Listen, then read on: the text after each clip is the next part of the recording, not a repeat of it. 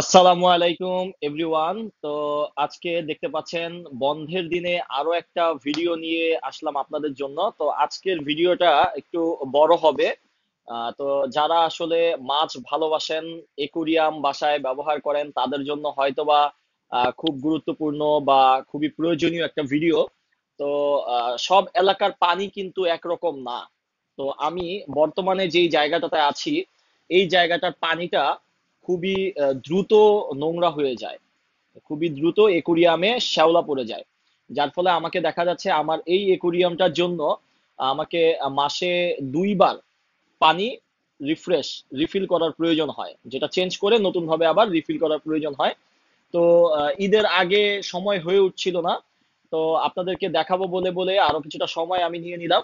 তো আজকে আমি আমার একুরিয়ামটা কিভাবে পরিষ্কার করি তা আপনাদের সাথে একটি লম্বা ভিডিওতে শেয়ার করব। আশা করি ভিডিওটা আপনাদের খুব ভালো লাগবে।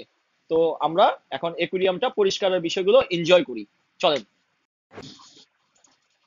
তো এখন আমি আমার একুরিয়ামের উপরের ঢাকনাটা খুলে নিচ্ছি, আর লাইটিং এবং আমার যে পাম্প আছে এই পাম্পের লাইনগুলোকে ডিসকানেক্টেড করে দিচ্ছি। আচ্ছা, ফুল লাইনটা আমি ডিসকানেক্টেড করে দিলাম। আর এখন আমার এখান থেকে আমি পানির পাইপ বের করব পানিগুলো ফেলে দেওয়ার জন্য। তো একুরিয়াম থেকে পানি ফেলে দেওয়ার কিন্তু ভিন্ন ভিন্ন প্রসেস আছে। কেউ পাম্পার ইউজ করে, কেউ ছোট ইলেকট্রিক পাম্পার ইউজ করে। তো আমি আসলে আহ, এই বড় পাইপটা ইউজ করি, যেটা দিয়ে আমি পানি রিফিল করি এবং পানিটা ওয়েস্ট করে দিই, যেটা বের করে দিই। হ্যাঁ, আচ্ছা, এখন আমি পাইপটা সেট করে নিয়েছি আমার এই একুরিয়ামের ময়লা পানিগুলো বের করে নেওয়ার জন্য। দেখতেই পাচ্ছেন এখানে একটা লম্বা পাইপ দেওয়া আছে। কিভাবে পানি বের করা হয় সেটাও আপনাদেরকে দেখিয়ে দেবো, এটা খুবই একটা টেকনিক।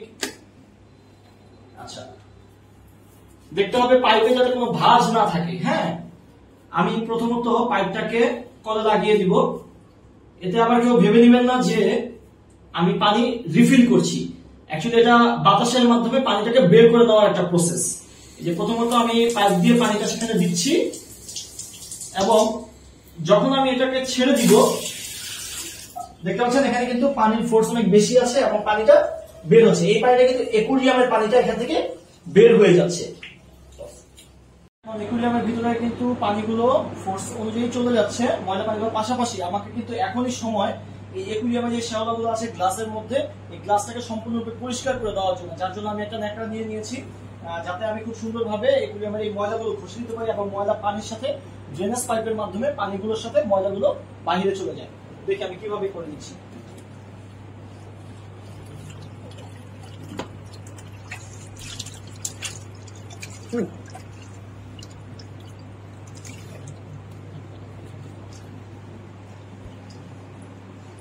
এই যে এই ময়লাগুলো আমি ঘষে ঘষে দিচ্ছি, যাতে ময়লাগুলো পানির সাথে বের হয়ে যায়।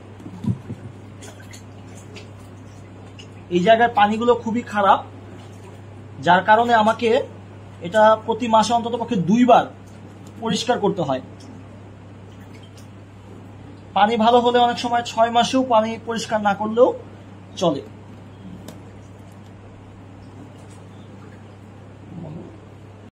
আমি এখন পানির পাম্প, আমার যে পাম্পটা আছে এটা হচ্ছে 3600 লিটার পানি এটাকে পরিষ্কার করে। এটা আমি এখন খুলে নিলাম, এটা আমি ওয়াশরুম থেকে পরিষ্কার করে নেওয়ার জন্য। এটার মধ্যে ফিল্টারে অনেক ময়লা জমে যায়, তো এই ময়লাগুলো পরিষ্কার করার জন্য আমি মূলত এটাকে খুলে নিলাম। এটা আমি পানি কমতে কমতে ওয়াশরুম থেকে ক্লিন করে নিব। আর এর মাঝে আমি একুরিয়ামের গ্লাসগুলোকে সুন্দরভাবে পরিষ্কার করে নিব।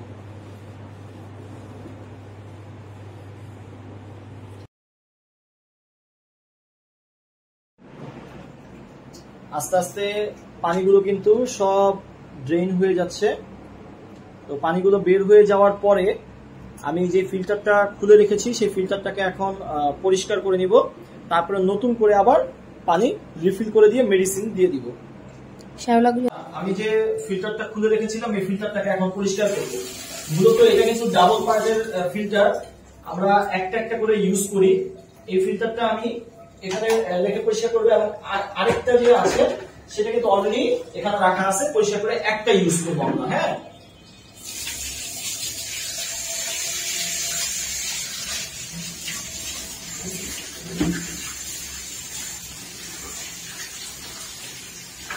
খুব সাবধানে করতে হবে, কারণ এখানে কিন্তু হাত কেটে যাওয়ার সম্ভাবনা প্রবল।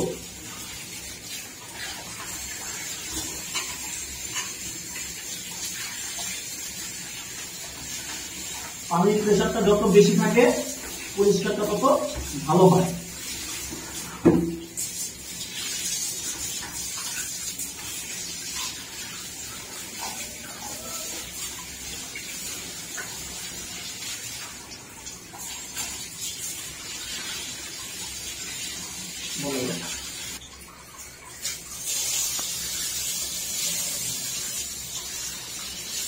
ময়লাগুলো বের হয়ে যাচ্ছে সব। হ্যাঁ হ্যাঁ, এখান থেকে যাওয়াতে ভিতরে যে ময়লাগুলো ছিল এটার ভিতরে সেগুলো বের হচ্ছে। এরপরে আমরা মূল ফিল্টারটা পরিষ্কার করবো। আচ্ছা, এখন আমি আমার মূল ফিল্টারটা পরিষ্কার করব। যেখানে পানির স্পিডটা কিছুটা কমিয়ে নিলাম, কারণ এখানে অনেক ময়লা।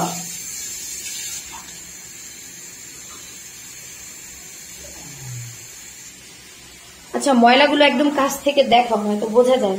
এগুলো হচ্ছে পানি খারাপ থাকার কারণে ময়লাগুলো এতটা ময়লা।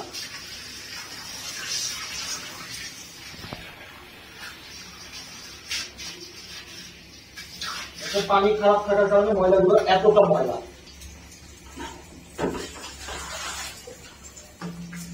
পানির গাদ আসলে জমে তারপর হচ্ছে এরকম ভারী হয়ে যায় ফোমটা।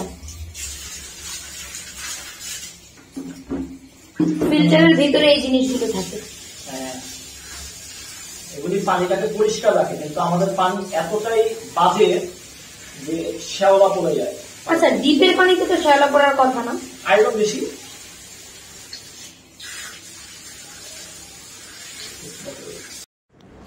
আচ্ছা, এইদিকে আমাদের একুরিয়ামের যে ময়লা পানিগুলো ছিল ড্রেনেজ পাইপের মাধ্যমে পুরো পানিটা ক্লিন হয়ে গেছে। এখন একুরিয়ামে কোনো পানি নেই, পুরো একুরিয়ামটাই খালি। এখন এই পানিটা আবার এই সেম পাইপ দ্বারা আমরা রিফিল করে দিব। প্রথমে দেখিয়েছিলাম কিভাবে পানিগুলো ড্রেন করতে হয়, আর এখন দেখাবো কিভাবে পাইপ দিয়ে পানিটা রিফিল করতে হয়। আচ্ছা, এখন হচ্ছে পাইপটাকে আমরা ভালো মতো লাগাবো। এই দড়ি দিয়ে এটাকে বেঁধে দেওয়ার মানে হচ্ছে পানির যে ফোর্সটা থাকবে সেই ফোর্সে যাতে পাইপটা খুলে না যায়, কারণ পানি তো অনেক ফোর্সে যাবে। আচ্ছা, এখন আমি এটাকে ছেড়ে দিয়েছি। দেখো একুরিয়ামে এখন পানি যাচ্ছে। এই একুরিয়ামে কিন্তু পানি চলে আসছে। আচ্ছা, পুরোটা একুরিয়াম রিফিল হইতে কতক্ষণ সময় লাগবে আমাদের? 10 মিনিট, 10 থেকে 15 মিনিটের মধ্যে আমার এটা ফিল আপ হয়ে যাবে। এটা হচ্ছে 44 ইঞ্চি বাই 15 ইঞ্চি, হাইটে আছে 36 বা 40। পানিটা এখন খুব দ্রুত রিফিল হয়ে যাবে, এবং পানিটা রিফিল হয়ে যাওয়ার পরে এখানে আমি কিছু মেডিসিন দিব।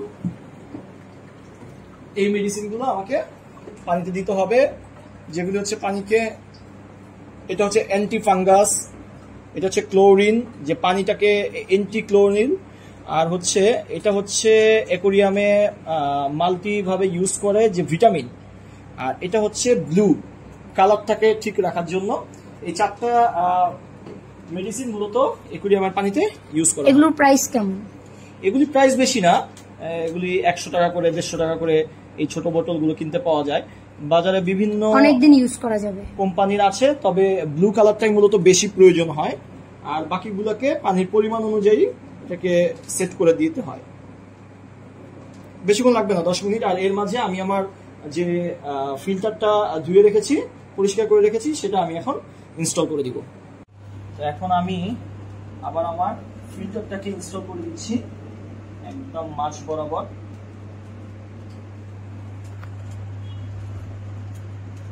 আর এটা হচ্ছে ফিল্টারের বাইপাস, হাওয়া পাস হওয়ার জন্য। এটাকে অবশ্যই উঁচু জায়গায় রাখতে হবে, না হলে কিন্তু এটা পানি আর ফিল্টার করবে না, বন্ধ হয়ে যাবে।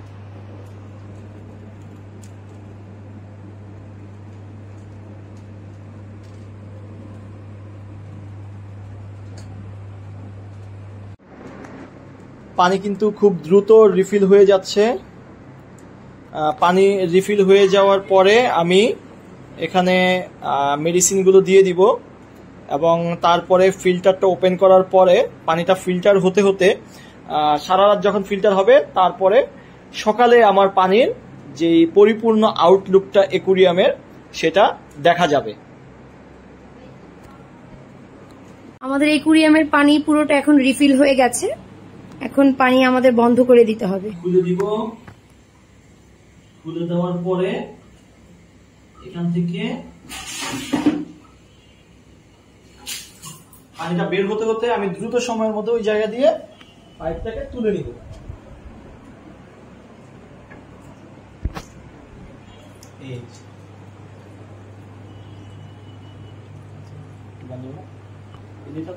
তুলে নিলাম। এখন পাইপটাকে আবার আগের মতো সযত্নে, এই যে পাইপের পানিটা কিন্তু ভিতর থেকে বের হয়ে যাচ্ছে, হ্যাঁ এভাবে আমি যখন পেঁচিয়ে পেঁচিয়ে দিচ্ছি পাইপের পানিগুলো অপর প্রান্ত দিয়ে ভিতরের পানিগুলো বের হয়ে যাচ্ছে।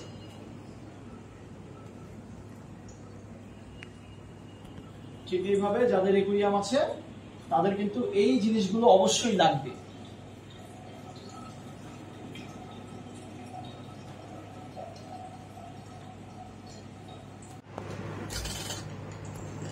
আমার অ্যাকুরিয়াম কিন্তু স্টার্ট হয়ে গিয়েছে, ফিল্টারটা ওয়ার্ক করছে। এখন এগুলিকে আমি পানিতে নামিয়ে দেওয়ার পালা। আবার আগের মতো করে এগুলিকে পানিতে নামিয়ে দিলাম। এই হচ্ছে অন্ধকারে আপাতত অ্যাকুরিয়ামের লুকটা। পানিটা পরিষ্কার হয়ে যাওয়ার পরে একদম পুরো ক্লিন হয়ে যাবে।